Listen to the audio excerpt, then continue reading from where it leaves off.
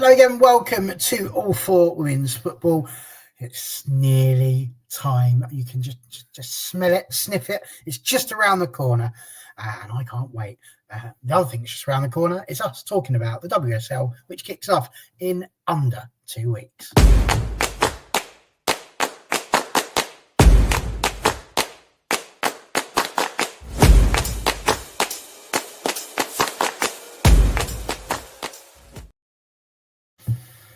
Yes, welcome everybody. It's a pleasure to have your company once again on a Monday evening.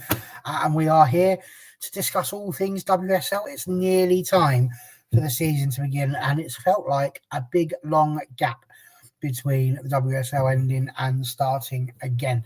It's all felt a bit weird for me, really, but we're going to wander around, say hello to everybody, and then we'll get into why it feels like it's been a bit of a weird pre-season. But Sean, lovely to see you again there. You look like you're wearing the biggest pair of headphones known to man. I've got to be honest, just there with the way the chair's coming out from the ears.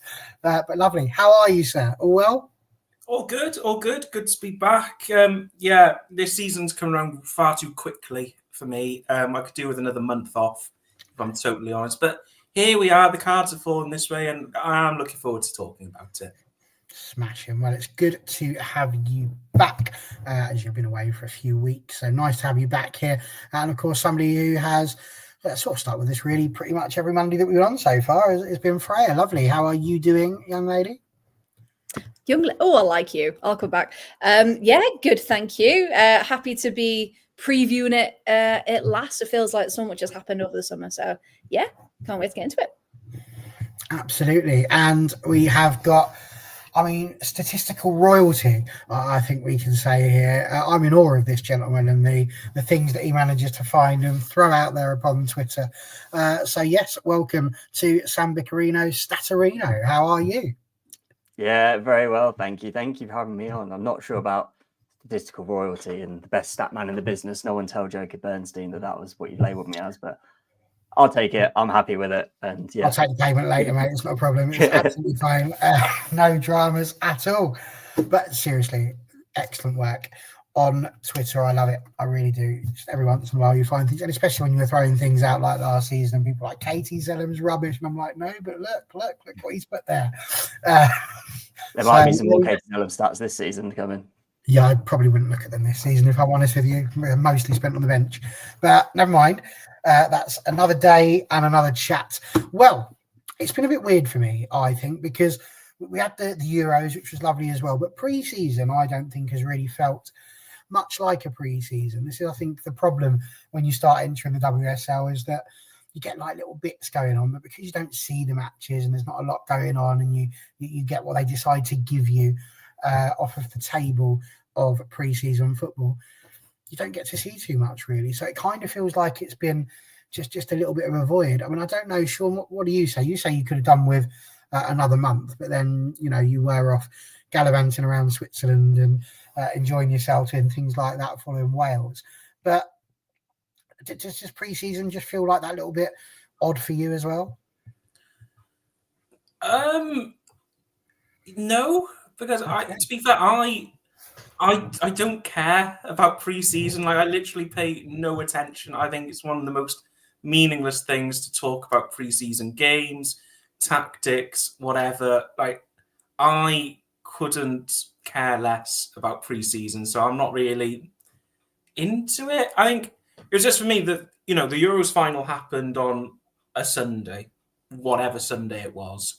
And then that Wednesday, we had first round of Champions League. And it's like, we're straight into it, and it just feels like there's been no break. And I can't imagine what the players feel like. If they're coming back from pre-season, they're straight away in, especially if you're an England player, got to the final, you had a week, 2 weeks off, and then you're all back training. And that's why I'm a little bit worried maybe about fatigue and especially injuries going into this new season. But in terms of pre-season itself, unfortunately, I couldn't care less, Barry.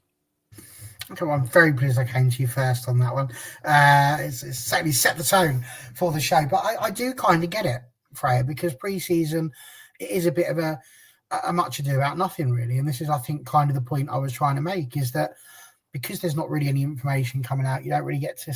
It's supposed to be a chance to ramp up towards it. You look at what happens in the men's game, that's what you see. You see it, they throw it everywhere. And I'm not suggesting for 1 minute that we should be, sending the women all across the world and trying to grow the brand and do all that sort of thing. But surely that you just a little bit more to sort of whet our appetite. There's not even a community shield or anything like that. We're going to have the Champions League taking place in terms of the qualification this week, and then next week it's WSL. It's almost like, oh, by the way, look, they're here, ready to go. Yeah, we were talking about consistency, weren't we, in the media, and I think with friendlies happening, they don't make a thing of really telling you. They might tell you once in one post, and then it's up to you to remember that specific time and day that Villa are going to Liverpool, and then it's not until someone posts something you're like, oh yeah, that was happening. So I think as much as pre-season is a time where teams should be focusing on the game, they shouldn't be focused on fans or anything like that. I get it. But I think maybe like release some highlights or release a bit more of something, even just a detailed match report. Some clubs still aren't doing even that. So I think it would be nice as a fan, especially with new signings coming in, how they're being played, what formations are being tried, just a little something. And I know they don't want to give too much away to, their opponents and things like that. But yeah, I think as a fan, unless, you've got your notifications on for all of these channels, you miss so much. And then suddenly it is the start of the season and that's it. So yeah, I think a lot more could definitely be done. I'm not sure if I've explained myself correctly on this one. I quite agree. They mean nothing, but it's like when you go to a comedy show, they have a warm-up comedian. They don't just go, here's the comedian, start laughing as soon as he comes on. They have somebody in there who hopefully has a little bit of something about them to make you giggle as well. And I just feel like it's the same thing here. You get pre-seasons about being able to watch it with a little bit of excitement, maybe get a little bit of hope, maybe set your expectations for the season, see your new signings come to town and play a bit of football without really having to sit there and immediately, because the very first game of the season is going to kick off. And some are all going to be sat there going, that's it, we're straight in. And it's like there's no warm-up, there's nothing else there. So for clubs that aren't Manchester United, basically, because they're the only ones that have got to go and try and qualify within England, nobody's going to really have the chance to see their team play prior to the starting gun. It feels a bit off to me. I think I'd like to think at some point we'll get, a women's version of the world's greatest friendly in the Community Shield. But in the meantime, I guess the difference between the men's game is in the men's game, if you try and have these friendlies in places, people go to Singapore and China and USA and places like that because they're trying to get money in, and the money they're bringing in is more valuable than giving their opposition for the season information. Whereas in the women's game, you haven't quite got that sort of commerciality to it. So teams can take advantage of the fact that they can get minutes under their belt without giving too much away. And I know like Manchester United are actually a really good example of a team. It's so hard to find out what's actually going on. When are they playing friendlies? What was the score? Who do they play against? Who scored?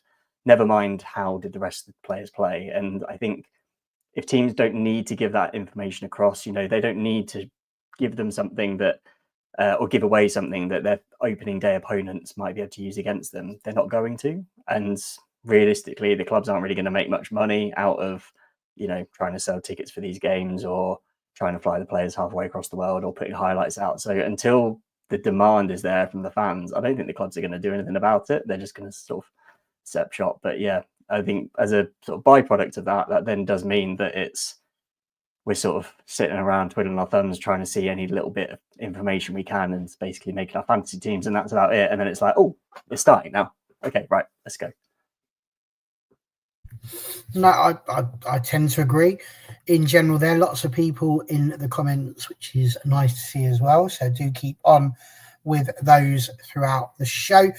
Emily, the proud Liverpool fan, who I believe finally met Connor at the pre-season friendly. So lovely. Really enjoyed meeting you, by the way. So good to see you back in here as well.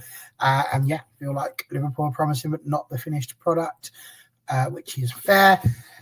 Shane saying pre-season tends to be for fans to overreact and lose their heads online. I mean, that just happens all the time anyway. So there we go. Right, there are so many things that we could talk about. At some point, we're going to want to know who you expect to win the WSL this season, what we should be expecting. Obviously, we're going to talk through some of the big transfers that have occurred. We will look at the opening weekend as well and sort of see what we think the results might be there. But I think that the talking point for me this pre-season, really, you have to start with the new guys. You've got to start with London City Lionesses, because I don't know. I mean, I've already done this gag, so they're probably going to laugh politely anyway. But London City Lionesses have been playing this pre-season like a game of Monopoly. Every time they pass go, get a little bit of extra cash and paying for some more people and just everything they have. I'll buy that. I'll have that. I'll have that. And I find it unreal. I really do. But I don't know. Sean, for me, like the old-fashioned football fan feels sorry for the people that got London City out of the Championship into the WSL, because you kind of want to see them have the opportunity to play there. But having said that, we know that the gap between the WSL2 and the WSL has been a bit too big for teams to cross, really, over the last couple of seasons. So they've done the right thing, haven't they? But my goodness, some of the players they brought in, it looks like it's going to be, for me, a really good season for London City this season. Yeah, I agree. If you look at, on paper, Beth Mead potentially, Katie Zellen potentially, Alana Kennedy potentially, Nikita Paris, Danielle van der Donk. It's more like the last Avengers. Like, this is the final chance. All the old guard can come back together. They won't go down. I think we can quite confidently say they won't go down. But I question whether they can make top half even. I think at the moment I've got them down 7th. Squad cohesion is the big thing for me. Like, how on earth are you going to integrate, 10, 12 players into that squad? A lot of them are going to start straight away. Then make sure that people who got you there in the first place are equally okay and don't feel like their place is lost, which is going to be. And I have huge question marks over the manager. I don't think Joel Impressor has really proven himself that much. I think when he was in charge of PSG, I think he really underwhelmed. So it's great that someone is willing to go out there and make all the signings, and especially that they've got WSL experience. But it's just how quickly can they gel together? Because it's not going to take a month. It's not going to take 2 months. It would not surprise me if it takes 6, 7 months. It could even take the entire season for them to actually gel together and create something. So, yeah, good that someone's willing to show investment, but I have major question marks about them heading into the season. Do you think Brighton will finish above London City? No doubt. Okay, just asking the question. There's no shade in that question at all. Just trying to measure where we're going to be for the obvious discussions we'll have over on our sister channel. Freya, we've spoken a bit already about London City Lionesses, so I'm not going to poke the question too much at you there about how you think they'll do, because we've had that discussion. But as Shaw mentioned there, the possibility that they might be going for Katie Zellen as well, which I think would just be an unreal signing. Anyone who watches any of the All 4 brand will know just how highly I regard Katie Zellen in terms of midfield play. But can you really see her? Because Angel City is a side that I've tried to watch over the course of this year, and you see her in her Instagrams and all those sorts of things, just loving life over in California. Can you see her wanting to swap that for the dizzy heights of London? Because I'm not convinced she's had enough time out there to want to come back too quickly. What do you reckon? It's a weird one, isn't it? And I think it's a bit like what you said earlier about bringing, the big names in, because London City, as they are, they're still trying to create that identity, and they've got a small fan base, haven't they? And people joke about it. Sorry if there's any fans in the chat, but they are still trying to build who they are. And I think because they're bringing in so many different names, and especially they're appealing to that almost casual fan of, yeah, but look who we're bringing in, look who you can come and see, and maybe you'll be a fan. But when it comes to people like Katie Zellen, I think if you're right, if you're out in Angel City and you're living that California lifestyle, a bit different from Kent, isn't it? Little bit. So I think even though, like we were saying, just before we started, she's not playing that much. She's probably not playing as much as she likes. So I think if she is going to make that move, there's got to be something, maybe like a playing percentage, or like she's got to be assured that she is going to be a big part of this team, or else, no offense, but there's no real appeal there, really, for me. So yeah, it'd be interesting to see what actually happens, or if they're just floating it out as a rumor to see what they get back. Yeah, I mean, it is interesting. It really is. And people are right to bring up the fact that she hasn't played as much as she could have done, as we said right at the very beginning of the show. So yeah, we shall see whether or not that happens. But Sam, they have made an absolute bucket load of signings. It's quite unreal. They brought in Nikita Paris. We all know the experience she's got, and Danielle van der Donk.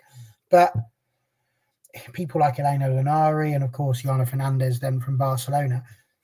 Do you think their transfer strategy has been good? Because people have sat there and said, it's just them in a pub going, name someone and we'll put a bid in for them. But there must be more going into it than this. Do you think they've had the right sort of idea and that they're doing the right thing to try and level up? Because even if they do finish 6th or 7th, I mean, that is a win for your first season to be in effectively mid-table consolidation. And let's not forget that United in their first season in WSL finished 4th. So there's every chance that they could be sort of up there with the best of the rest. Yeah, I don't think they're necessarily going to be breaking that top 4 straight away, but I certainly don't see them being in that sort of relegation playoff spot at the bottom. But to me, they feel like a team that if you were playing FIFA, this is an absolutely fantastic transfer window because you brought in lots of high quality players and let go some of the lower quality players in your squad. But in reality, that's not quite how it works, and that doesn't necessarily mean that you're going to have a fantastic team. I do think the Katie Zellum potential rumour would be really good for them if it happens, because she'll bring that extra air of sort of leadership as well as creativity and stuff. And I know there's talks of Alana Kennedy coming as well. So that could add a bit further to it. But I think for now, the way they're going about it is a bit of a strange one at the club. Obviously, Sean's already alluded to the manager, and he spoke to the BBC, I think it was last week, in an interview mentioned that he doesn't actually make many, or if any of the transfers, doesn't really have an input. It's the upper management that do it. And I think everyone can sort of foresee the problems that come with that, in that they're not necessarily his players. They're not going to play the sort of style that he wants to play. And to be honest, if the players don't fit into his system, you can probably see that he's going to be the one that goes and not the players, because the upper management are going to be saying that, we've brought in Danielle van der Donk and Nikita Paris and whoever else, and you can't get the best out of them. You're going to be the one that goes. So, yeah, one of my sort of like kind of hot takes for the season is that I think that if they're not in the top half, I wouldn't be surprised to see them change manager partway through the season, depending on who else is available, obviously. But I don't think they're going to have a problem staying up. I'd probably put them somewhere around that like 8th, 9th spot. And I think in maybe sort of 5, 6, 7 years' time, when I think they'll probably be a sort of standalone, not standalone, it's not what I'm looking for, a sort of solid WSL team at that point, we'll look back at when they came in and the huge transfer window that they had and said, actually, that laid really good foundations. Because, yes, they have a few players that are sort of the later end of their career, like Paris and Van der Donk that we've spoken about, but they've also brought in players that are at the right end of their career in that sense, in people like Taya Goldie, Poppy Pattinson. She's only in her mid-20s and has loads of WSL experience. Obviously, Yana Fernandez has still got a lot of years on her side as well. So I think there's a lot of good that they've done, but I do think that they need to have a bit more like synergy between what the manager wants and the players they actually bring in if they want to get some more sort of long-term success any further than just staying in the league. Yeah, no, I think you're absolutely spot on with that one. And of course, it is a good fact that the fact that the owners are the ones making the signings, and that rarely ends well for the manager. So we shall definitely see what happens there. You've all sort of given a rough idea. You said 8th or 9th, Sam, but give us a number between 1 and 12. Where do we think they are going to finish, all of you? I'm going to go 8. Yeah, I can see that. I'll go 7th. Okay, so we're going 7th. I'm the only person that thinks they might finish in the top half of the table then. Okay, I think it could be 6th or 5th. I don't know. Maybe I've just got caught up in the hype. That's probably what's happened here. But there we go. I have. There we go. That is the end of that one. I think they might well finish 5th or 6th on that one. So there we go. We shall see. I'm not saying that I was one of the only people to get the Euros pretty much correct in our predictions. So we shall see. But there we go. 5th, Kieran. There you go. Good lad. Now we're talking. Somebody on my wavelength. That's what I like to see. Right. Let's talk about something a little bit different. I mean, there's a few things in life that are certain, as we know: death, taxes, Chelsea buying a ridiculous number of players. Haven't done too bad this season. They've not gone mad on the signings, but they are likely to still be is the favourites for the WSL. I've got to ask you all, and Freya, I'll come to you first on this one. Can you see past them? Because it feels like it's just the age-old question now. Is there anybody who is going to be able to stop Chelsea's dominance? Yeah, Villa, obviously. Yeah. Hey, that was no joke. No, I think going into every season, you know exactly what Chelsea can do. I mean, you know, you're bringing in Ellie Carpenter, you're bringing in, we saw what Livia Penn could do at the Euros. You know, they're bringing in, unlike London City, who we joke, you know, they're at a pub rolling the dice. All right, number 6. Yep, that's so-and-so, we'll bring her in. It feels like Chelsea are always about 3 steps ahead with who they're bringing in, the youth that they're following, who they're sending out on loan at the right time to bring back. And it's all very impressive. So yeah, I mean, you can't rule them out of being up there again. But yeah, I just think they're a force to be reckoned with. They didn't have, I mean, we talked about it last season, didn't we? They weren't as convincingly Chelsea but they still got the job done. So, and that's the dangerous bit. So yeah, it's hard to see who's going to compete. But I was saying to Sam last night as well when we're talking about like the top 4, I can't see it changing unless we've got another team who just knock it out of the park. But yeah, it's hard to see past that usual top 4, really. Yeah, Rob, friend of the show, saying there, probably having a light window. And I mean, it's not like you need many. I know that Freya's just said there that they weren't necessarily at their best, but they still finished the season unbeaten in the WSL. And I think if you can go the whole season unbeaten in WSL and win the league and still not be playing scintillating brilliant football through it all, that is definitely something to worry about, considering everybody else was trying their absolute hardest. Sam, for you, Chelsea have just been magnificent, really, over the course of the last few years. But at some point, somebody's got to challenge them. Arsenal are obviously perhaps the closest to that with their Champions League glory as well. I've just brought in Olivia Smith, which was the world record signing, first one over $1 million, which is super duper. But do you reckon they can do it? I, as an Arsenal fan, would love to say yes, but unfortunately, I don't think they do. I don't think Chelsea will have quite as good a season because getting 60 points from a possible 66 is ridiculous. And I don't think that's something you can go on and repeat every year, especially when they're going to want to go far in the Champions League. I think Arsenal will probably do a bit better than they did last season in terms of they'll get more points, more than 48. They've definitely improved their squad. But again, I think that gap's going to come down between first and second, but I don't think the positions are going to change. I mentioned where you can have an exclusive hot take because I've done this on my own podcast, but I haven't released it yet.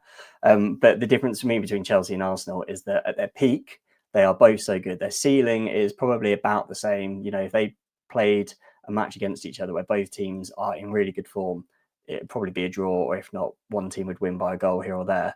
But their flaws are much different. Whereas Chelsea's flaws are like their worst performance, they're still grinding out a draw against Leicester. They're still grinding out a 1-0 win against Villa. Arsenal's flaws, they're getting thrashed by Brighton and Villa and teams like that.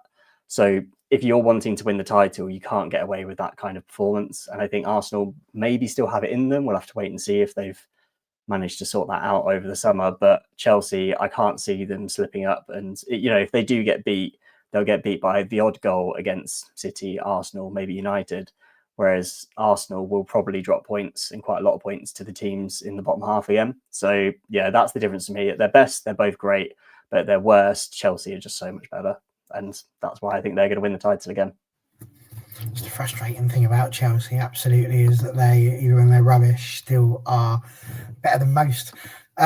Yes, I know, that was why I said it was the world record transfer fee, but she's still the first £1 million player, and that honour will go between two WSL clubs forever and ever, much like Trevor Francis in the men's game. So there we go. That is something we can be super duper proud of. So, Sean, for you, obviously, I don't think there's much to add, really. What do you reckon? Chelsea, is it them? Can you see anybody challenging them, or are we all just basically going to be sitting there wondering who's going to finish in the top three and trying to amuse ourselves with something else, like the Subway Cup and the fact that there's teams that aren't Chelsea playing until they get to the quarterfinals? Yeah, it's going to be Chelsea or Arsenal, and it will be Chelsea.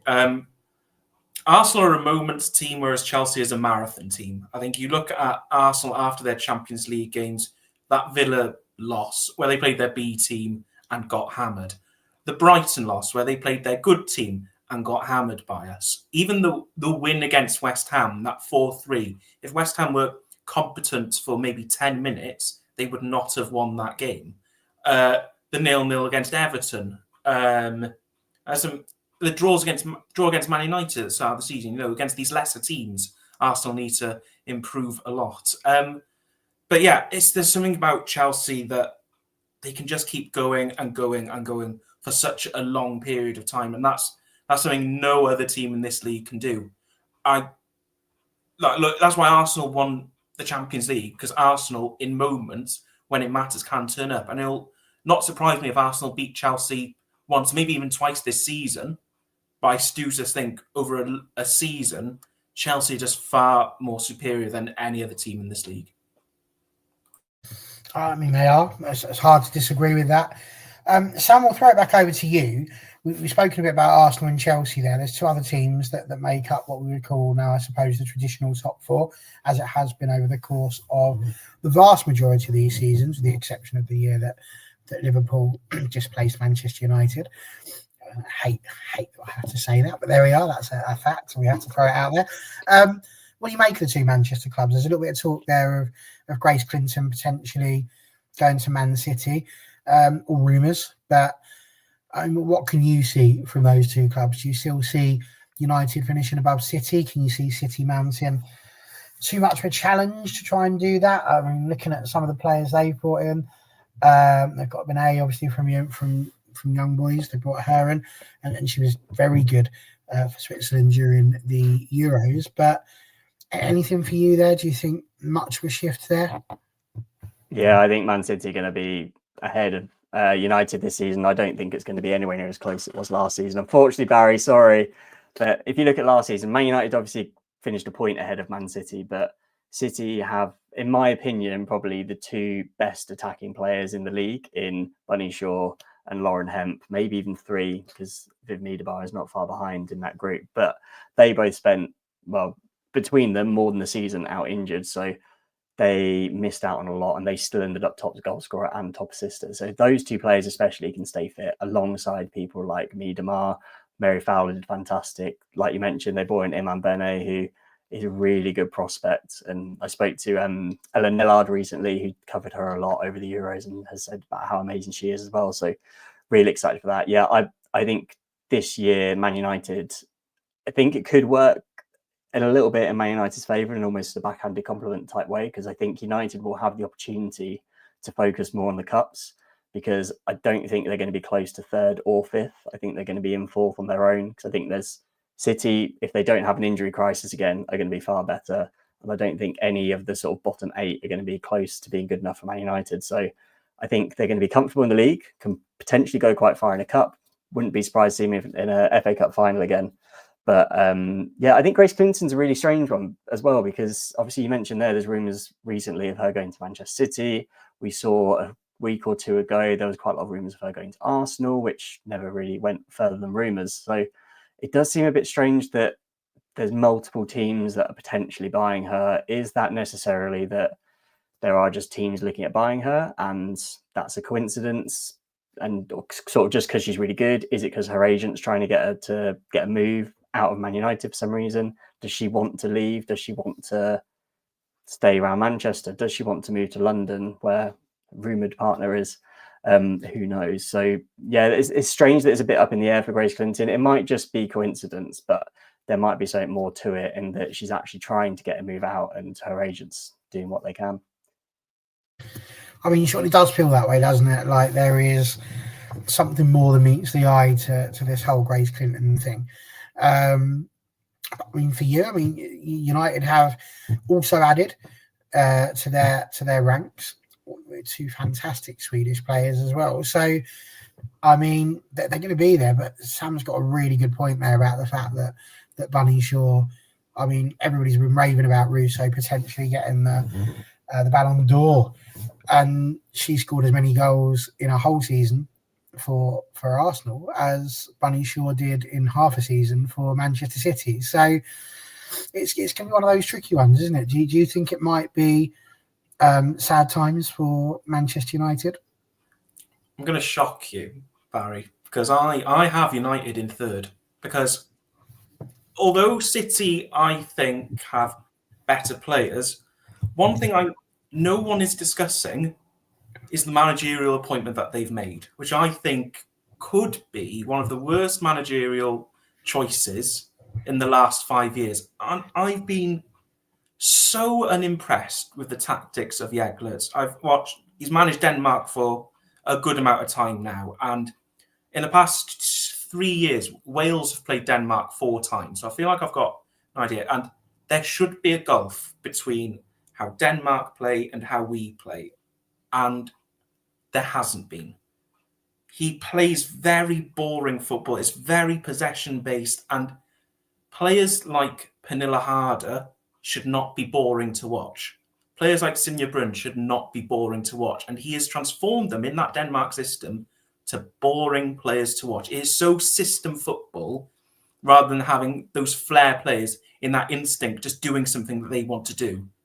And that's my biggest worry with City, is they're going to become so systematic and boring to watch. It's just going to sap the excitement that this team should have. Because I think if they're allowed to have the freedom, my hot take, I think Sydney Lohman will be player of the season. I rate her that high. I think she's going to be brilliant in this league. But in this system, under this manager, it's just horrific. It's genuinely boring to watch. What did Denmark do at the Euros? Nothing. And they really did not inspire. I can repeat that for the last World Cup and the last Euros as well. Denmark haven't been exciting since 2017 when they got to the final and lost. It's just, it's an awful appointment. And I do think United will be better. I've got a little bit of question marks about the Rolfo signing. I think, does she make United better? Yes. Is she the player she once was? No, not at all. 7 combined goals and assists in Liga F for Barcelona in 30 games last season. A player of her standard should be doing quite a lot better in that Barcelona team. So it'd be interesting, but I do think that because of the City's managerial appointment, that Man United will finish third ahead of them. Well, there you go. That's very, very interesting. To be honest with you, Emily, I don't think that Grace has shown consistency, but the last person I spoke about at Manchester United that wasn't really showing their consistency and reaching the ceiling that we were hoping they were going to reach was, of course, Alessia Russo and what she's gone on to go and achieve. So this is the problem. She's still young, and because she's still young, she gets overlooked perhaps more than we'd like her to, rather than blooding through a good talent and giving them that opportunity to learn on the job, which you sometimes have to do, especially if you want to get the world beaters. We don't do that. And so if we do get rid of her, I think it would be a mistake, personally. But equally, if she doesn't want to be at the club, then I always say, see you later, goodbye, because there's nobody that should be bigger than the club. If they don't want to play for you, they're not going to play their best, whatever you choose to do. So that would be my thoughts on it. Freya, with regards to the United City question, we've had some interesting points there. I mean, Emily, bless her, has gone straight in there with United 3rd, Liverpool 4th, City 5th. So completely disregarding Bunny Shaw there, considering they're an Olivia Smith light.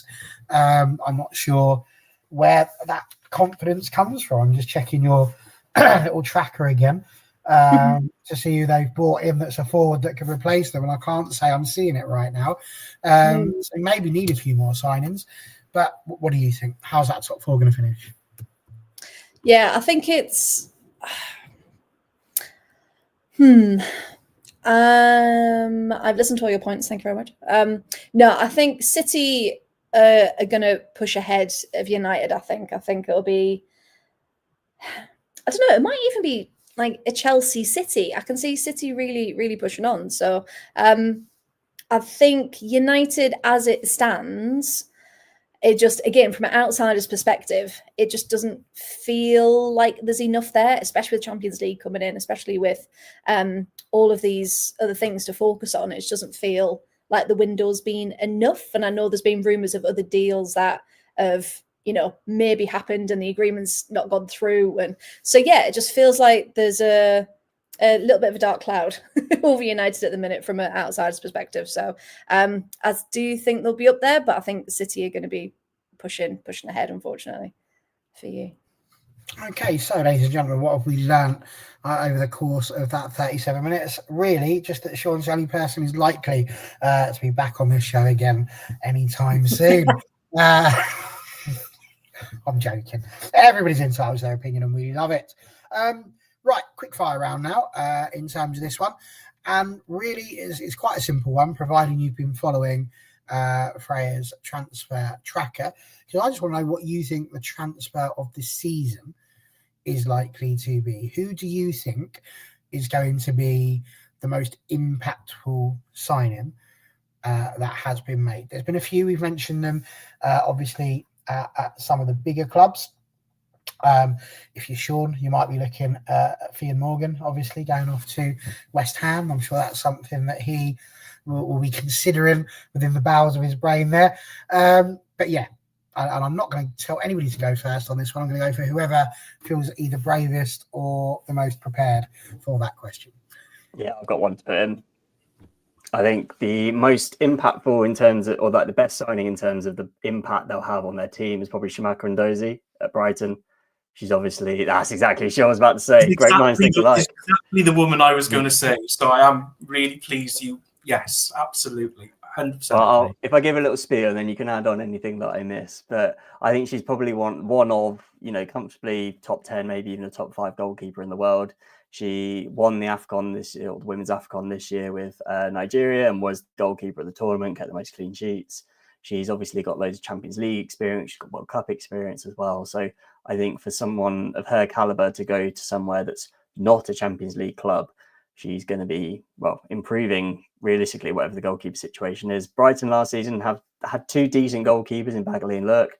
Obviously, Bagley sort of played a little bit more, but they sort of shared it a bit. Lurk's gone out on loan now, and I think Ndozi is going to be that number 1 keeper, and so she should be, because neither of those last season they were fine. They weren't going to be a reason Brighton got relegated, but they also weren't going to be a reason that they got close to getting top 4. Whereas I think Brighton will probably finish at the top half this season. I think their defence is going to be really solid. Maybe not the best in the league, but I think that's definitely a help with them, especially losing so many defenders over the summer. They've obviously lost Poppy Pattinson, they've lost Grit Bergsvan, they've lost Doris Dottir. So having someone at the back that is a level above what they've had before, not just in that position, but in terms of the players, like the players in the squad and the level they've played at, I think she's going to be a fantastic signing for them. God, Sean, add on anything I've missed. That is quite a signing, to be absolutely fair. Sean, another one that I just want to double check on this, because I feel like I saw it, but now I'm wondering I might have dreamt it. Michelle Aguiman, she has gone back to Brighton, hasn't she, for another year? Yeah, got Aguiman back for a year. We've got Kafaji in for a year. We've got Mbome from Chelsea on a permanent. I don't want to turn this into a Brighton loving podcast, which it should be really. But I'm cautiously optimistic, which I don't like, because I actually think we might do okay. But I'm tossing between 5th and 6th throughout this season. But the club I'm questioning us with is, I think, we talk about what's been the most impactful. I'm just going to say Everton's entire window. Because what Everton have been lacking is squad depth. And I think what they've done this summer is absolutely incredible. I think for the first time, Brian Sorensen has a brilliant team. And now if one player gets injured, others will come in. And I just love what Everton have done. You add to that Galley coming back into the midfield, which I think is going to really improve them. You're going to have someone like Kelly Gago kick on again and improve a lot more this season. With all the names they've brought in, I've been so impressed with Everton's transfer window that, yeah, I think I've got them in the top half quite easily. I think we're going to see finally what Brian Sorensen will be able to do with a fully fit team, with the depth. I'm really high on Everton this season. And playing at Goodison Park as well, which will be a much better thing for them. And of course, Freya, they bought Maz Pacheco as well. Any tears on that one, Mark? Still heartbroken that Maz has gone to Everton. I wish her the best. However, she should be in claret and blue, not just blue. But yeah, I mean, looking at some of the names, I'm just looking through again because there's been so many. I think one that people aren't necessarily talking about too much because she's come from Serie A is Elena Linari, who has come from Roma. And I just think as a defender who also likes scoring goals as well, I just think she's such a leader to bring into that squad that we've said, where's that cohesion going to come from? And I think she's going to be one of the key players in that London City side. Bit biased, of course, because we know what she can do for the Italian national team as well. But yeah, I think Linari is going to be one to watch that I haven't heard a lot of people talk about either. So yeah, that's my one that stands out. Some good ones in there as well. What do you make of the Ellie Roebuck one for Villa? Did we talk about? I have no idea what we've talked about anymore. I think if Villa's the place where she can get into a rhythm and she can get her confidence back and she can become the Ellie Roebuck that we know she can be, after, of course, everything that's happened off the pitch, then yeah, I'm welcoming that challenge for Sabs. I think we knew we needed another good goalkeeper, because Sabs D'Angelo's okay, she's good, but there was a lot of times last season where she was at fault for a couple of defeats. I think we all know the one we're talking about, away to Crystal Palace. And yeah, I think we need another goalkeeper. I didn't expect it to be Roebuck, but I'm excited to see, who's actually going to be in that number one spot. Are they going to rotate? Is Ellie Roebuck going to come in for the couple of games, or what's going to happen? So yeah, I'm intrigued is the word for that one, I think. Interesting. I think Sam's won me over actually with his argument there for the goalkeeper, because that one just flew me by as I was looking through. I'm like, yeah, actually, that is a shout, because I'm sure she's nominated as well for the Goalkeeper of the Year award, which is it's quite something. She must have heard something about the fish and chips, or that it's always sunny in Brighton, or something like that, because I can't think what else has made her go, oh yes, let's go there. From Paris, no less. Blackpool, you can understand, at least they've got a tower. But yeah, who knows? We've got a tower as well down in Brighton, the I-30 or the British Airways thing, the I-360. We've got a lovely little tower. You've got a lovely pier. I've heard people call Brighton the Paris of England. So actually, if we're really gonna, they actually call Paris the Brighton of France. Exactly. You see, it's just a thing, Barry. What is this? Right, next part of your quick fire one. We've spoken a lot about the top four. We're going to talk in a moment about the possibilities of relegation. But is there a team you think we should be looking out for that's not in the top four that we haven't mentioned yet? In terms of that will do well? Yeah, that you think might do better than expected. Yeah, I think Everton probably would have been mine. I think of the other teams in the league this season, they're either sort of, other than Everton and the ones we've mentioned, the only other potential one is Villa. I think Villa's business this season has gone a little bit under the radar in terms of the players they've brought in, because they've brought in some really good quality that isn't necessarily the famous names. So me and Freya actually spoke a bit yesterday about Lynn Wilms that's come in from Wolfsburg. She's got some really good experience. And I was doing a bit of sort of research on her a few days ago on FB Ref, as I often do because stats. And they've got a little thing on there that shows you like the 10 players that she plays most similar to for each player. And 3 of the ones in that 10 were some names that people that are familiar with the WSL will be familiar with, which were Katie McCabe, Lucy Bronze, and Esme Bruce, which isn't a bad 3 players to be compared to. So she's obviously coming over from Wolfsburg, who are a top German side as well. So I think they've made Jill Byings permanent as well. We've already spoken about Ellie Roebuck, and they've brought some other players in as well. I think they might have not necessarily the sort of season they're going to break into the top 4, but I wouldn't be surprised to see them maintaining a top half finish. See, it's not just me being biased. Villa can do things. I would probably say Everton or Villa, though, to be not dark horses, but just outside of who you'd expect to do well. I am a bit worried about Liverpool. I know we're not talking about that yet, but they need to get some more faces through the door. But yeah, I think Everton and Villa are gonna push on this season for me.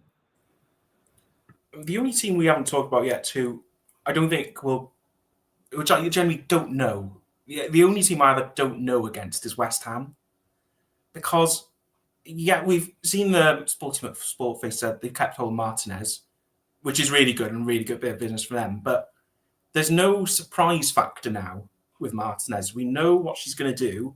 We know what she's good at, and now there will be a proper game plan to play against her. And you mentioned the Fionn Morgan signing there. It's difficult to be not optimistic about a Welsh player, but she's quick, really quick, and I think she will add that to West Ham. But the inconsistency in front of goal is a real worry for me. I've seen her go through one-on-ones numerous times, and she doesn't score that many, which is a real worry. If she can get better at that consistency, I think West Ham have made a really, really good signing. But the rest of West Ham, I don't know. So they could do well, they could do badly, but they're the only team I ever really don't know about. So yeah. Fair enough. And people mentioning Liverpool already. Kieran saying, I agree Liverpool could be in trouble. Emily saying we definitely need more players, but we're on the right track. Let's talk about it, because this year is a funny year in the WSL, because for those that aren't aware, which I'm sure is pretty much nobody watching, but just in case somebody was under a rock towards the end of last season, the WNL got together with the regional leagues and they made this big decision as to how they were going to shake up lower league football. And what they didn't do was talk to the people that run in the WSL and the WSL too. And as a result of that, they came out with this lovely idea. It was like, this is how we can work it. It'll be great. And then basically, as all big companies do, the WSL turned up and said, well, actually, we're going to do this, which completely ruined everything that the WNL were thinking they could do. And that thing was simply this: we're going to expand the WSL. So by doing that, we're going to add 2 more teams into it, go from 12 to 14. Isn't that lovely of us? Aren't we wonderful? Obviously, that means we're going to need a few more teams to go into the WSL. So if you wouldn't mind sorting yourselves out and working out how you're going to do that, that'd be absolutely grand. Thank you very much. And that's what's happened. But this year, it's no relegation. Not automatically anyway. So whoever it is who finishes 14th will have to play off against the team that finishes 3rd in the WSL2. Now, I don't know what to make of this. I've got to be brutally honest with you. There's part of me that thinks, oh, that's good. It's a little bit of jeopardy. There's also a part of me that thinks, are the 3rd best team in WSL2 likely to be able to defeat the bottom team in the WSL, considering how the top teams in the WSL2 in general have performed as of late. So that's why I say it kind of feels like there won't be any relegation. But if there is a side that has performed particularly poorly and that 3rd place team are doing quite well in WSL2, anything can happen. It's a one-off game. So what do we think? Number one, is it a right idea? Are we happy with the fact that it's going to 14 teams? Do we think that's the right way forward? Sam, kick us off. I am very much in favour of the league expanding. I think doing it 2 teams at a time is perfect as well. We saw last season in, well, what was the championship at the time, that having an odd number was not really ideal. So I think it's better that you go from 12 straight to 14 rather than trying to go to 13. And obviously better to do it incrementally rather than going straight to 16 or 18 or something, which I would like to see in the future at some point, but there will be sort of an optimum number and we don't really know what that's going to be. So let's do it 2 teams at a time. I'd maybe like to see every 3 or 4 years, maybe we go through this kind of cycle where we get 2 teams in rather than just keeping the same number until we get to a point where we're like, yeah, this works. I think the way they're doing it this season is pretty good. I think with 2 teams automatically coming up, but there still being an element of relegation for the WSL teams.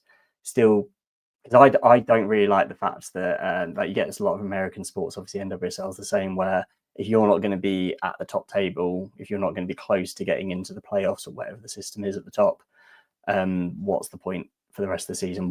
Does it matter whether you finish 7th or 12th? No, not really. This season it does for the WSL, which I like. They've sort of kept something in. I think realistically, whoever is the team that finishes 12th, I'm not sure who it's going to be, but I think they're probably going to have enough to get past the 3rd place team, the WSL 2.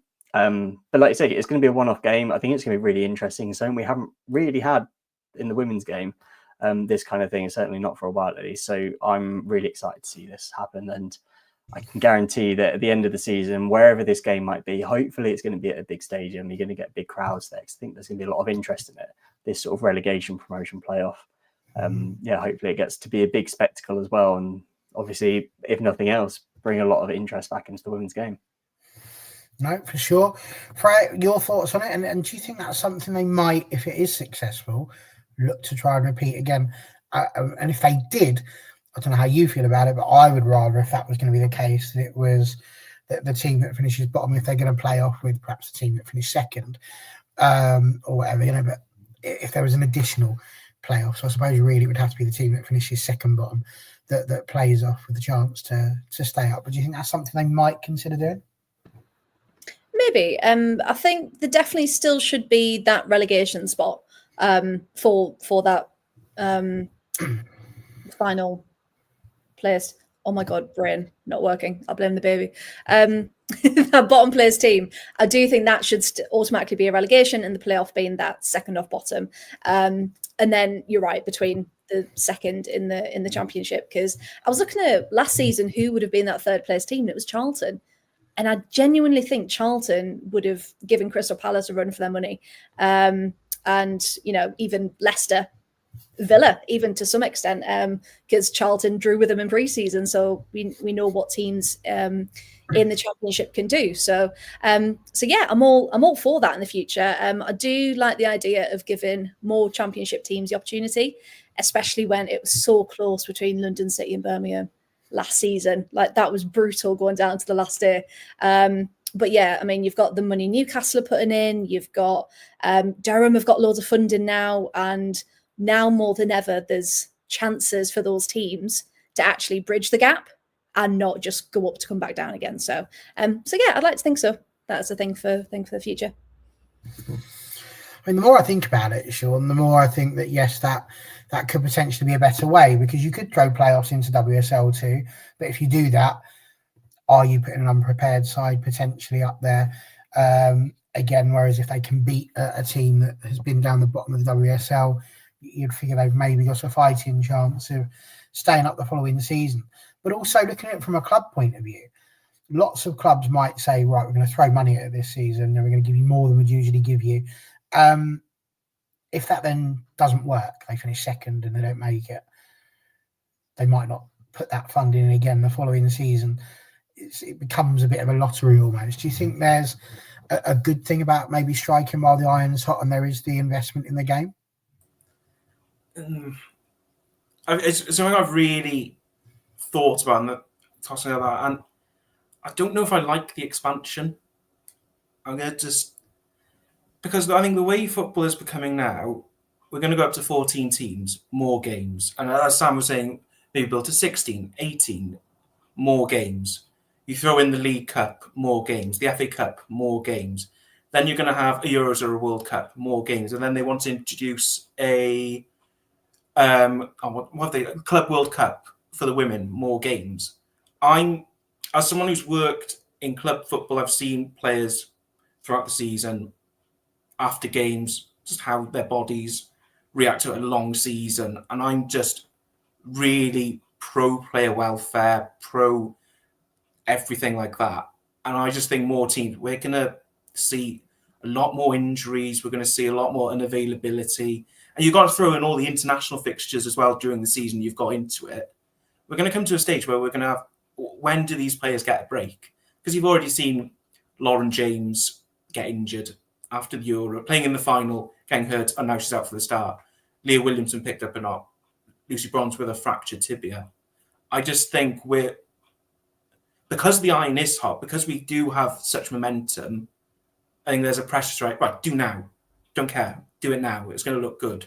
But I don't think they've really thought it out. In terms of the investment, if you're a Newcastle and you have the money, absolutely do it. Same with the Birmingham. But I still don't think enough clubs care, even in WSL2, about the women's game. I think we still have a lot of dodgy owners in place. And we talk about no relegation for the WSL. It's the same for WSL too. I think a lot of them will see it as, oh, we have a free hit. Well, we know we're going to stay here.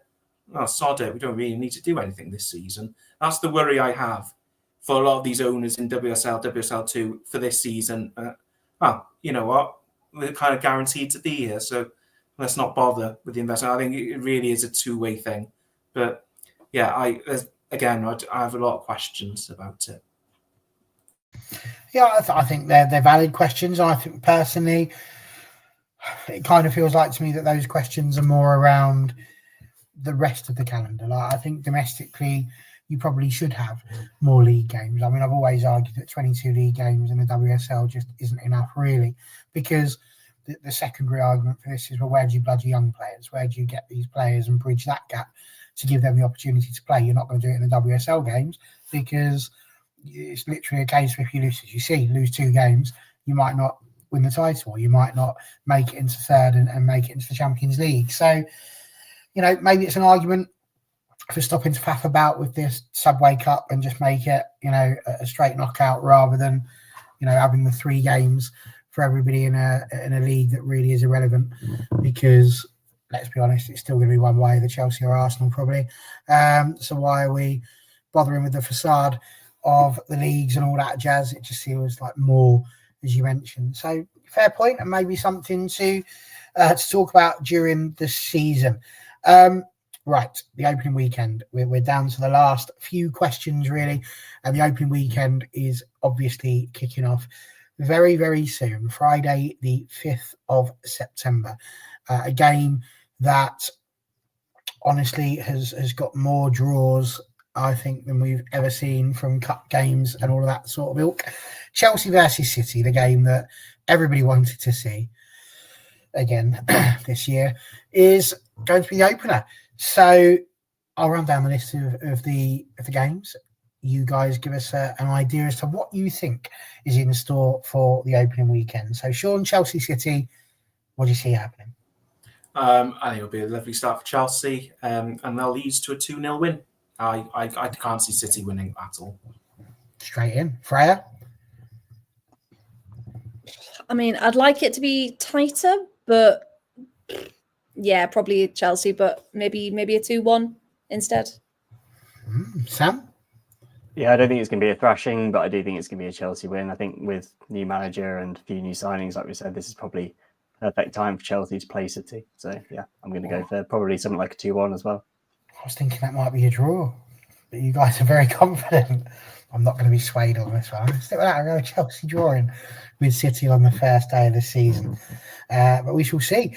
Another big one, Arsenal against London City Lionesses. We've all been talking right at the top of the show as to how London City Lionesses would get on. It's a big test for them up against the Champions League winners. Freya, we'll start with you on this one. Arsenal versus London City. Is that a shoe-in for the Champions League winners, or are the Championship winners going to throw a spanner in the works? You'd hope for Arsenal being at the Emirates, you know, open weekend. You'd think that would be their perfect kind of league opener. So yeah, I think Arsenal probably will win it, but wouldn't it be really funny, not for Sam, if London City came out and just went, right, here we are. There are no issues with the team. We are so sorted. Our relationships are great, and just came out and absolutely smashed it. So yeah, on the fence about what I want from this one, but yeah, maybe 3-1, 4-1. I think there's gonna be some goals in that one. I'll be honest with you, Frey, if that did happen, the Monday night show following that is probably just going to be me sat on here gloating. I told you, I was the only one that said London City Lionesses would do well. But there we go. Sam, can you see that happening, or is that only in your nightmares? Only in my nightmares, thankfully. No, I think this is going to be I'm so happy this is the first game of the season. There probably isn't a team that I would rather face on the first day of the season. So yeah, I think it's going to be a comfortable sort of 2-3-0 while LCL still find their groove a bit. Although I am a little bit worried about. I don't know if anyone saw Freya Godfrey's goal against Leon the other day, but that was good. I'm a bit worried about her doing that again. Well, could well happen. Sean, what do you reckon? I think Arsenal win it comfortably, but I am concerned about that defensive partnership at the back for Arsenal with Williamson not there. I think Catley and Wubben-Moy or Catley and Reed is quite a dodgy partnership. I think if Arsenal sign a really top quality centre back for the window, I think that would be beneficial. But even then, I think they'll concede, but I think Arsenal win 4-1 still. Interesting. Alan saying there they've not won in the last 2 seasons at the opening game. 1 draw and 1 defeat. But that could be it's going to be 1 defeat, 1 draw, 1 win. Maybe they're just working their way up to it. Who knows? Spurs against the mighty Happy Hammers. They're the one that you said you don't know about, Sean. So good job you're going second on this one. I think. I can't remember who I started with now. Sam, we're going to kick off with you. What do you reckon? Spurs, West Ham? And I think this is going to be. Do you know what? I think this is going to be quite close. This might be a draw. I think if anyone's going to win it, probably Spurs, just by the fact that they're at home. West Ham only finished 3 points above them last season, so yeah, I probably will. No, I'm going to go for a draw. I'm going to go for 1-1. Seems, I mean, West Ham have bolstered their defence a little bit, as we said there, Sean. Can you see that being the difference? Yeah, I'm very worried about Tottenham. I think Martin Ho's a really good managerial appointment, but I think the tools that he's got at his disposal are not great, and I've not seen enough strengthening in the window from Spurs this time round. So I'm going to plump for a 2-1 West Ham win. Fair enough. And to be honest with you, quite right about the tools. You know, you can be the best builder in the world, but if you've turned up with one of those blow-up hammers, you're not going to achieve what you set out to achieve. Freya's just popped out for a second, so we will check her ideas in a moment. So Sean, we'll step back to you with Man United Leicester. I think Sam talked about being a perfect game for Arsenal facing London City. I think that's the perfect game for Man United, really. Yeah, maybe Champions League wise, it's not perfect, but I think they'll be fine. I think they'll have a week back after whatever happens in Sweden, and I think they can. I think it'll be 3-0 Man United. 3-0 to Manchester United. That'd be interesting. Sam, lots of people saying that Leicester could potentially be favourites for the drop again, regardless of whether or not Man City will finish above Manchester United. Surely they're going to run out of that winners, or will there be a bit of a Champions League hangover?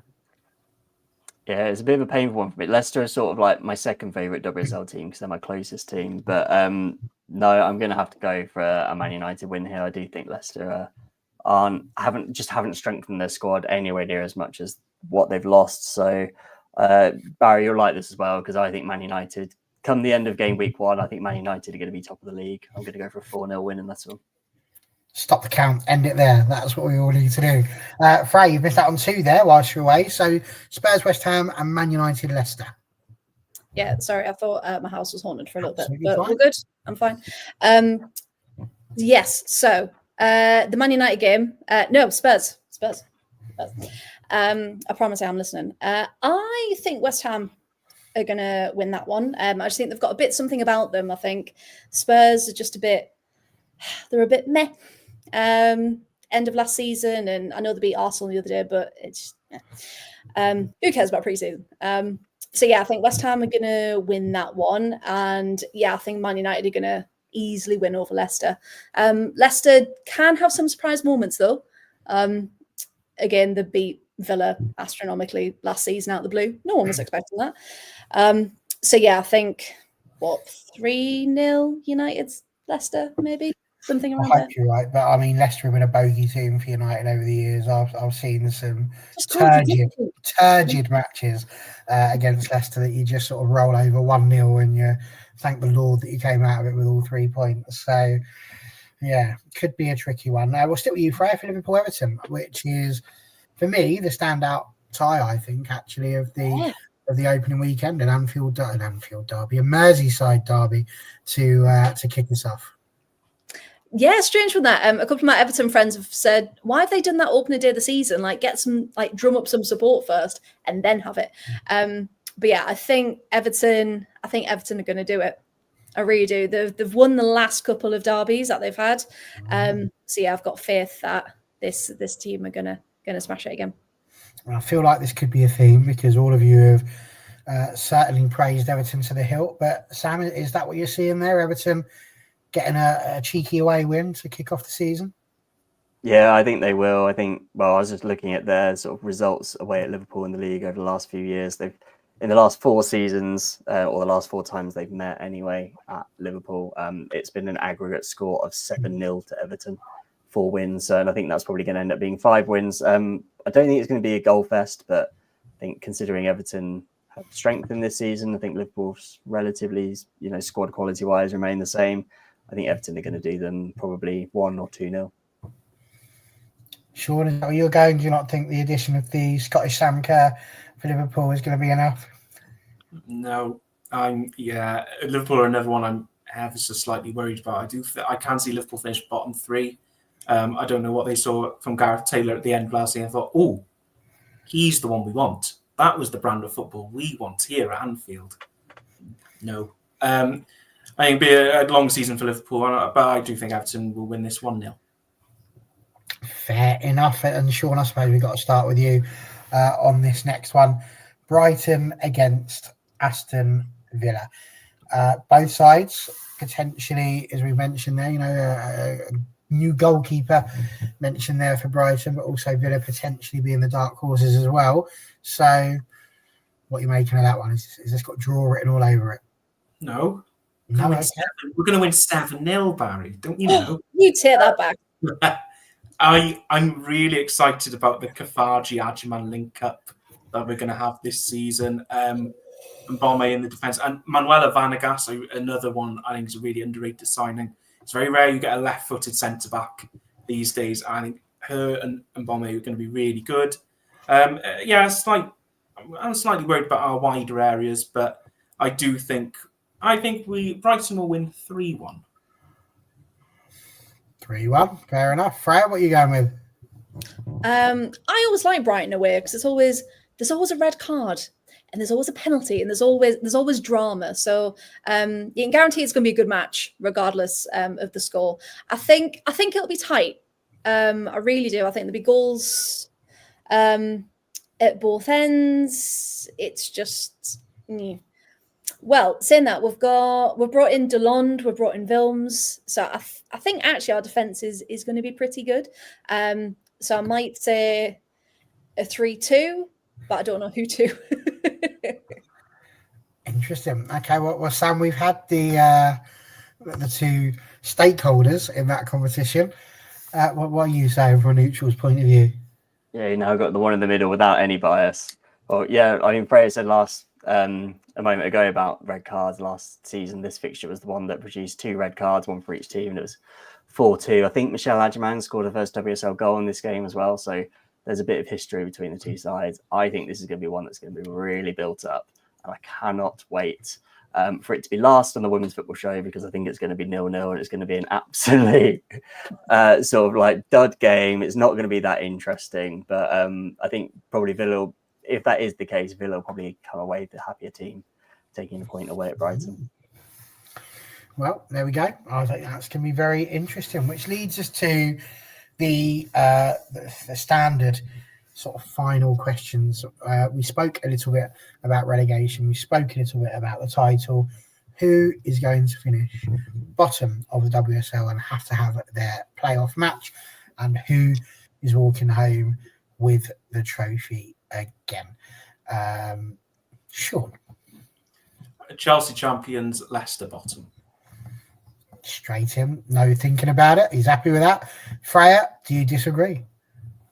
No, I think exactly the same. Yeah, Chelsea top, Leicester bottom. Yeah, really worried about Leicester. Sam? I'm going to go Chelsea top, but I'll give a little bit more. I think Leicester are going to beat Crystal Palace in the playoff to stay in the WSL. Ooh, interesting. And if that were to happen, do you see Palace swapping with Leicester again? No, that's what I mean. I think Leicester are going to beat Palace in the playoff. I'll beat them, sorry. Okay, gotcha. Because that would be lucky if they did. That would be quite something. Okay, yeah, people agreeing pretty much with that. It's a bit of a worry if it does end up being exactly like that, because we don't want it to be something that you can just guess immediately without any dramas. But yeah, Sam Kerr returning as well. I suppose that's a reasonable point to finish on. We do have the return of Sam Kerr. She's been absent for an entire year. I mean, I sort of err on the side of will she feature as much this year? I'm unsure. What do we reckon? A quick 30 seconds on it. Sam Kerr, will she be back? And can she reach the heights that she was pre-injury? I think it's going to be really hard for her because it's such a long. It's not just an ACL injury that, you know, some players are back within 9 months or so, and this has obviously been a lot longer. She missed the whole of last season, but then she is also and has been a top player. So it'll be interesting to see exactly how the season goes. I think if she ends up struggling and maybe isn't at where she wanted to be, I can see her sort of taking a bit of a step back, and whether she moves down to a different level or just retires altogether, because let's be honest, what else is she going to achieve in the game? She's already achieved so much. She's got a small child now as well, so yeah, I wouldn't be surprised that if it doesn't go too well for her, we might see a Sam Kerr retirement after not too long. I will say though, for fantasy at 6.5 million for all those fantasy football players, that's a risk worth taking, if you ask me, Sam Kerr, for that cheap. So yeah. Who was the last player to come back from an ACL injury and pick up where she left off? Like it's taking Putellas. What, it took Putellas a year, maybe, to really come back fully to only maybe in 3/4 of what she was. Leah Williamson was another. Beth Mead, I'd argue, is still trying to get back to the levels she once was. So it's a horrific thing to come back from, but when you have an elite mindset and you're an elite player like Sam Kerr is, you never know. Yeah, I don't think she's going to be their superstar player like she once was. I think they'll probably ease her back in. She'll be more of that squad role. But I think for her, you know, not having that pressure that she has to perform and has to get the goals, I think that'll be good for her. To get her back in and playing proper football again, really. So it'd be really good to have her back, but I just hope they don't rush anything. I'd also like to say I can't wait for when we get towards Christmas time and the WSL takes its break and Sam Kerr has come back and already scored 11 goals, and we all look stupid for ever saying that Sam Kerr might not be good at football. So yeah, just cover all bases. Wow, just imagine also, what if London City Lionesses just come in, swoop her right at the very end of the transfer window, and she becomes the top scorer for them, and they finish in the top 4. Who knows? Wouldn't that be an absolute coup for me? It's been a pleasure, gang. I have really enjoyed. I'm really excited now. I can't wait. I was excited anyway, but it is tantalisingly close. I cannot wait for the 5th of September, the WSL to kick off. Sean, you don't have your month, unfortunately, so you are going to have to start writing about stuff again. Where can people find all of your magnificent work?